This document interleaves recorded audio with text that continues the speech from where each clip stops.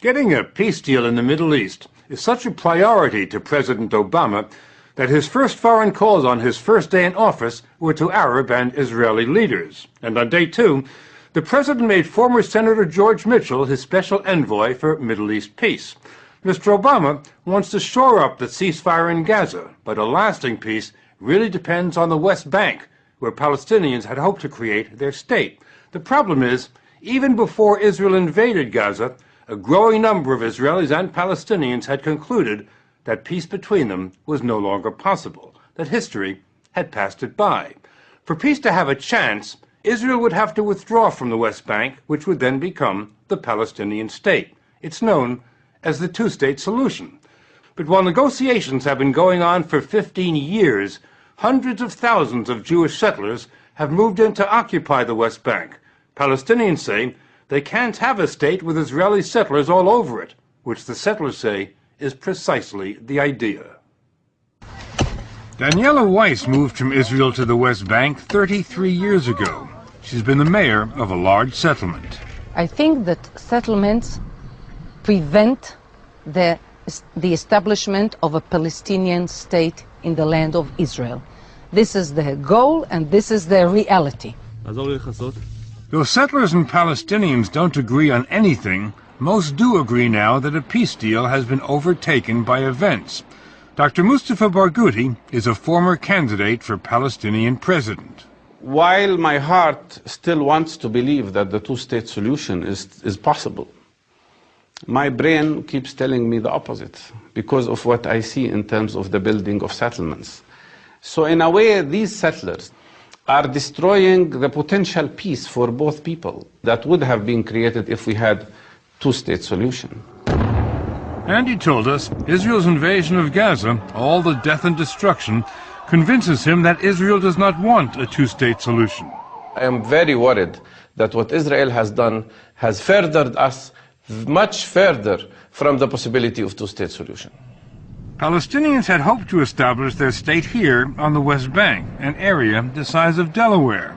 But Israelis have sliced it up with scores of settlements and hundreds of miles of new highways that only settlers can use. Palestinians have to drive or ride on the older roads. When they want to travel from one town to another, they have to submit to humiliating delays at checkpoints and roadblocks. There are more than 600 of them on the West Bank. Why do the Israelis have so many checkpoints? I think the main goal is to fragment the West Bank. Maybe a little bit of them can be justified because they say it's for security, but I think the vast majority of them are basically to block the movement of people from one place to another. Here's how they block Dr. Barghouti. He was born in Jerusalem, grew up in Jerusalem, and worked in a hospital there for 14 years. 4 years ago, he moved to a town just 10 miles away. But now, because he no longer lives in Jerusalem, he can't get back in, ever. Now, 1 minute. You cannot go to Jerusalem? At all. Can't you get a permit to go?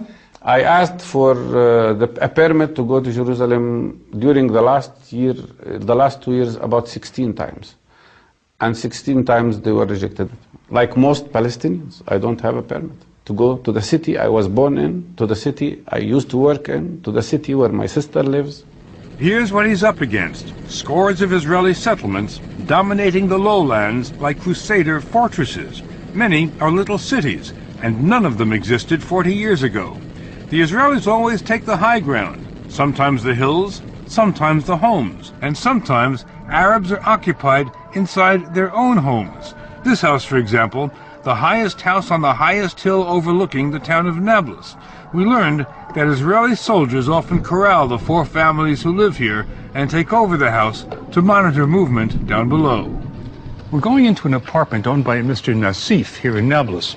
We understand that Israeli soldiers came in this morning and, without any notice, without any invitation, came into the apartment and have been there ever since.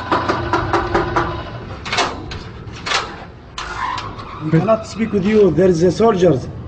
The soldiers? Yes. What are they doing here? We are prison here. What's happening? They are keeping here, and the soldiers upstairs. We cannot move. We cannot speak with you. You can't leave the house? No. They told you that? Yes, I can't breathe. How long are they going to stay? I don't know. Are they paying you any money? You are kidding. I'm kidding. Abdel Nassif, the bank manager, said he had to get to his bank to open the safe, but that soldiers won't let him go. He told us when the soldiers come, they wake everybody up and herd them into a kitchen for hours while soldiers sleep in their bedrooms. They can't leave or use the phone or let us in. He sent us downstairs to see if his brother would open the door so we could ask the soldiers why they keep taking over this house. You want to come? Yes. Just open the door and then...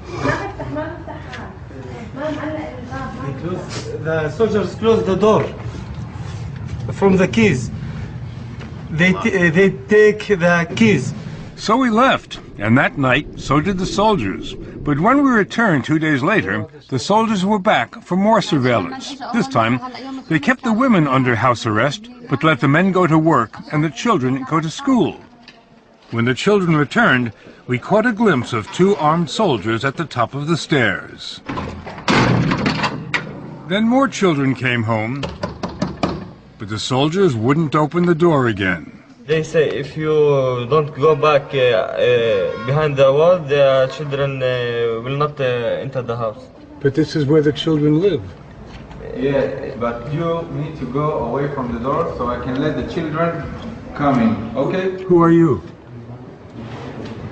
He's a commander here. He's the commander here. Yeah. Can we talk to you? No. Well, we're talking to you now. Why don't you tell us what you're doing here? Have you lost your voice? Well, they've closed the door now. They've closed the window. So I guess if the children are going to get home, we have to leave. So that's what we'll do. An army spokesman told us the soldiers use the Nassif's house for important surveillance operations. The Nassifs told us the soldiers usually stay for a day or two, always coming and going in the middle of the night. When they do go, the Nassifs never know when they'll be occupied again. It could be tomorrow, next week, or next month. The only certainty, they say, is that the soldiers will be back. Another crippling reality on the West Bank is high unemployment, now about 20%. So some Palestinians can only find jobs building Israeli settlements. They're so ashamed to work here that they asked us not to show their faces. The settlers now number about 280,000, and as they keep moving in, their population keeps growing, about 5% every year. But the 2.5 million Arabs have their strategy too. They're growing bigger families. Demographers predict that within 10 years, Arabs will outnumber Jews in Israel, the West Bank, and Gaza. Without a separate Palestinian state, the Israelis would have 3 options, none of them good. They could try ethnic cleansing, drive the Palestinians out of the West Bank. They could give the Palestinians the vote. That would be the democratic option, but it would mean the end of the Jewish state. Or they could inflict apartheid, have the minority Israelis rule the majority Palestinians. But apartheid regimes don't have a very long life. Unfortunately, and I have to say to you that apartheid is already in place. Apartheid is already in place. Absolutely. Apartheid?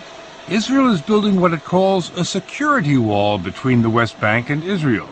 The Palestinians are furious because it appropriates 8% of the West Bank.